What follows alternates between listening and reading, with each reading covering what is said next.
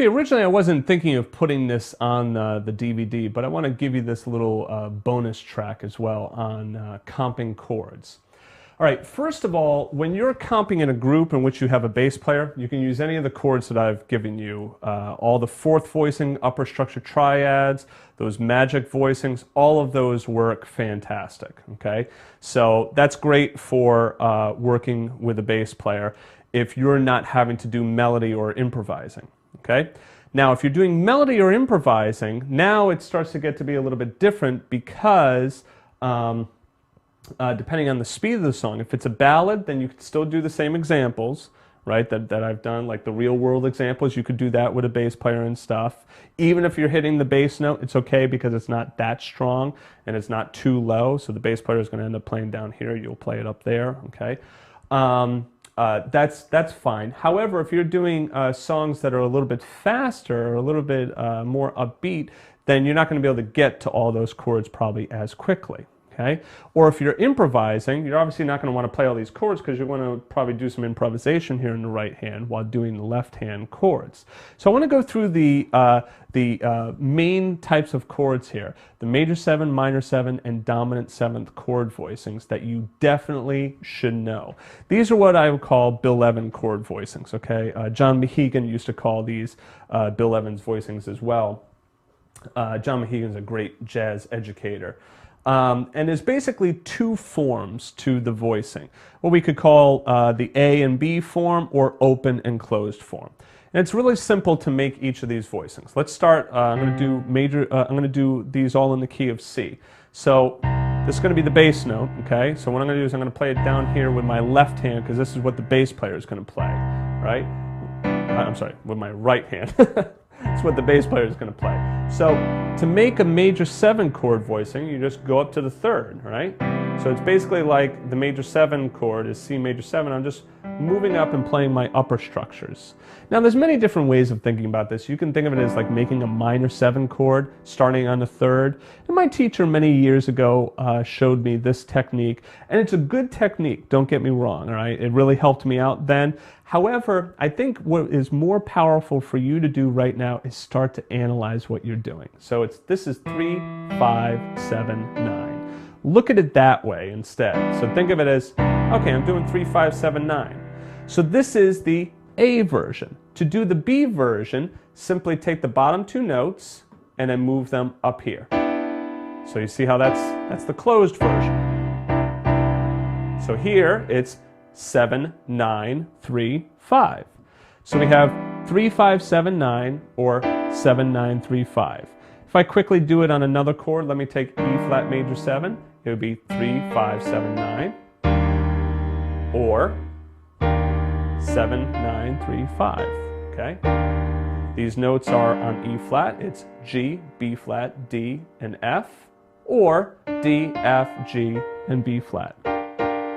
Okay, so once again,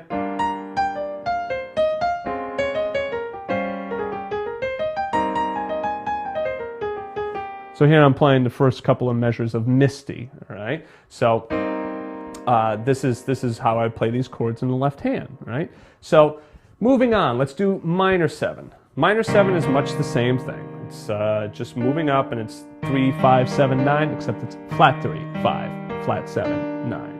Okay, so same thing. I'm going to move it and play with my right hand for a minute.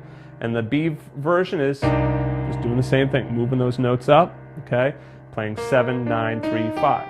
So the notes are E flat, G, B flat, D.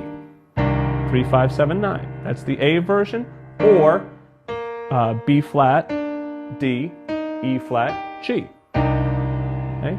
Now, I don't know if you've noticed yet, but it's either the 3rd on the bottom with your pinky, or the 7th on the bottom with your pinky. And this is almost always the fingering. You usually don't use your ring finger. Okay? Now, dominant 7th. Okay? This is a 2-step process. First process is do 3, 5, 7, 9. Okay? But change the 5 to 13. And there's C dominant 7th. This is 3, 13, flat 7, 9. E, A, B flat, D. Right? The other version of this, take these 2 bottom notes, move them up here, and we have B flat, D, E, A. Okay. Now let me do this over a 2-5-1. Let's take D minor 7 to G7 to C major 7. Okay, well, D minor 7, go up to my third, right? 3, 5, 7, 9. And now when I go to G7, I can think, okay, go up to my third and do it like that. But you know what? There's a real easy way of moving. See that one note? Just move down a half step. And here I have 7, which is F, 9, which is A, 3, which is B, and 13, which is E. And then I go to my C, 3, 5, 7, 9. And this is E, G, B, D. Okay? So a nice way of learning these chord voicings is to do it over a 2-5-1 because it gives you minor, dominant, and major. So do all of your 2-5-1s using these different closed and open Bill Evans voicings. Now if you want to do the other version, here's D minor 7. So this is the 7th C, 9th is E, 3rd is F, flat 3 is F, 5, okay, is A. When I go to G7, just one note moves, right? I have B, E, F, A. This is 3, 13, flat 7, 9. And then I go to C major 7, okay? B, D, E, G. And this is 7, 9, 3, 5. Okay? 2 versions.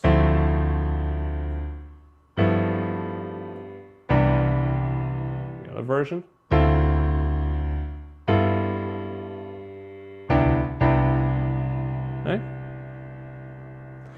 Okay, so that's basic comping chords here with the left hand. Now, as far as dominant chords go, you want to throw in flat 9, flat 13. Well, it's the same thing. You know, you got 9 and 13 in there, so flat the 13, flat the 9, sharp the 9, flat the 9, okay? If it's minor 7, flat 5, well, simple, flat the 5th. Okay? So as you play around with those 3 different versions, you're going to realize how easy it is to start to incorporate them into your playing, and then start to throw in things like alterations like flat 5s, flat 9s, and so forth. Best way of practicing it is going through that 2-5-1. Okay, so do your 2-5-1s using all the different techniques that I've used in the book, including these Bill Evans voicings as well. All right, so print off all the pages, go through those techniques using the 2-5-1s, your upper structure triads, your fourth voicings. Okay, do the Bill Evans voicings, and keep practicing that. Remember, it's going to take a while. It's not the kind of thing that, you know, like, okay, hey, I'm going to do it today, and tomorrow I'm going to be incorporating it into my playing and not making any mistakes. It is a long-term process, but you will notice that after a while, it starts to get very comfortable for you, okay? Don't worry if you feel comfortable only in certain keys at first, okay? Expand out your keys, okay? So maybe you feel comfortable in the key of C, but not in the key of A flat. That's okay. You'll gradually get there. Just make sure that you work that into your practice routine. Okay, so it has been a pleasure working with you on this DVD. I hope that you learned a lot. There is a lot of information with all these chords and techniques. So have fun learning them, and if you have any questions, remember, you can always reach me through the users forum. Take care.